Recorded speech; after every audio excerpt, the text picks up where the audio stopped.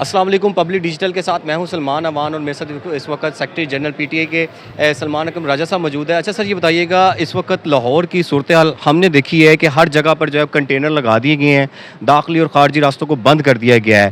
کیا لائے عمل ہے؟ آپ اس وقت لاہور ہائی کورٹ میں موجود ہیں. کیا یہاں سے کوئی آپ گروپ کی صورت میں نکلیں گے، وکلا کے ساتھ نکلیں گے آپ مینار پاکستان؟ کیا اسٹریٹجی کیا آپ نے؟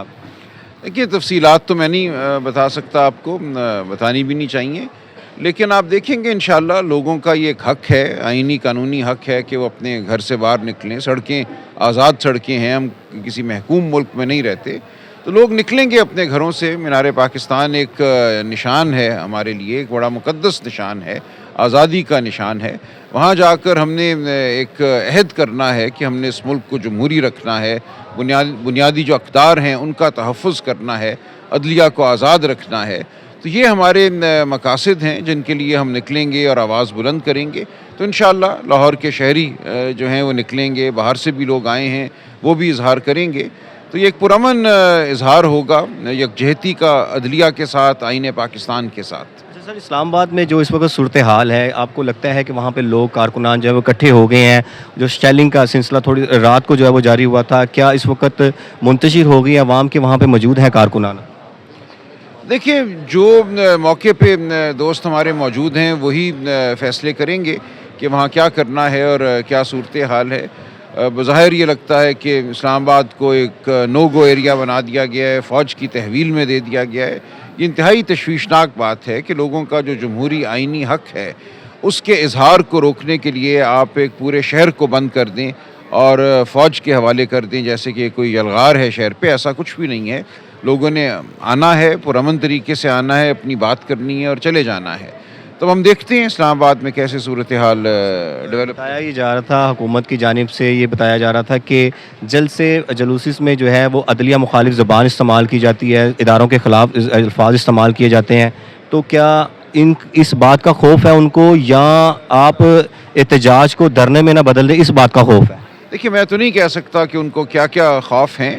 ہم تو آئین اور قانون کی بات کرتے ہیں. ہم کہتے ہیں کوئی ایسی آپ سیاہ عدالت نہ بنائیں جس کا مقصد جو ہے پاکستان کے عوام کو ان کے حقوق سے محروم کرنا ہو، سیاسی جماعتوں کو معطوب کرنا ہو. اگر آپ ایک نئی عدالت بنائیں گے جس سے سپریم کورٹ کے اختیارات جو ہیں وہ سلب ہو جائیں گے، تو یہ ایک صحیح روش نہیں ہے.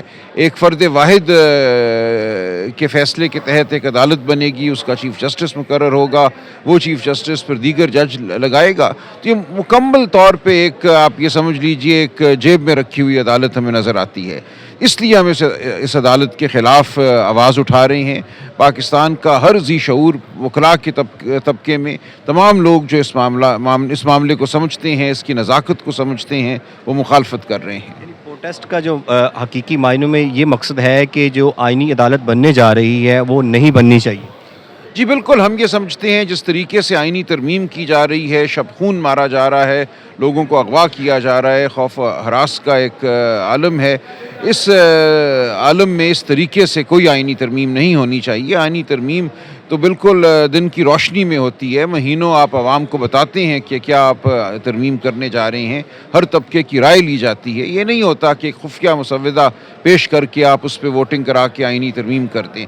یہ طریقہ بھی غلط ہے، اور جو آئینی ترمیم کا متن ہمیں ملا ہے وہ انتہائی قابل تشویش ہے. سر، آرٹیکل 63A کا جو فیصلہ آیا ہے اس سے یہ نہیں ہوگا ہارس ٹریڈنگ جو ہے اس میں اضافہ ہوگا، اور ابھی تک جو خبریں آ رہی ہیں ذرائع کے مطابق کہ 50 کروڑ سے زائد جو ہے وہ رقم ایک بندے کا جو ہے وہ بوٹ خریدا جائے گا. آپ کو لگتا ہے یہ ایسا ہوگا؟ دیکھیے، بالکل ممکن ہے. اس فیصلے کے آنے کے بعد ہارس ٹریڈنگ کا راستہ تو اب کھل گیا ہے، لیکن ہمیں یقین ہے کہ ہمارے ممبران ثابت قدم رہیں گے.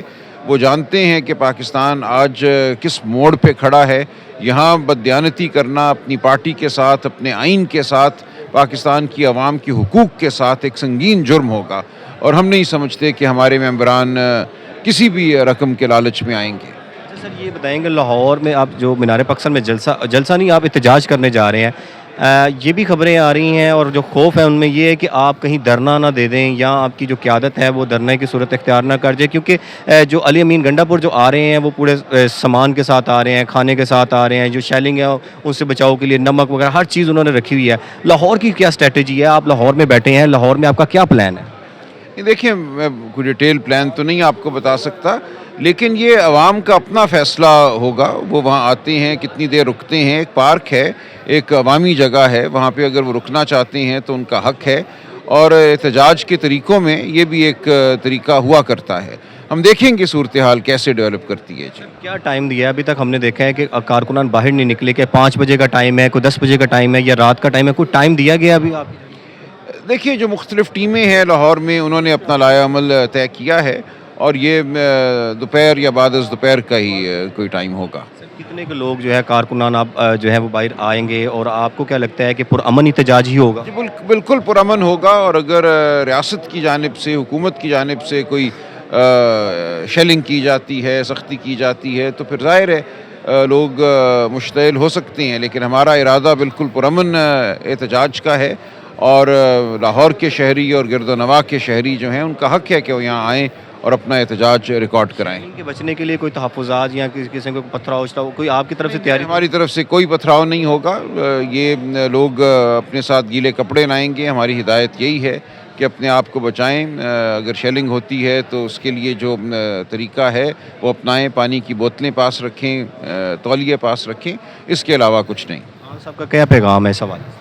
دیکھیے خان صاحب کا پیغام یہی ہے کہ اب ہم نے پاکستان کو بچانا ہے. یہ سیاست کی بات نہیں ہے. پاکستان پر ایک جبر کا نظام عائد کیا جا رہا ہے، ٹھونسا جا رہا ہے.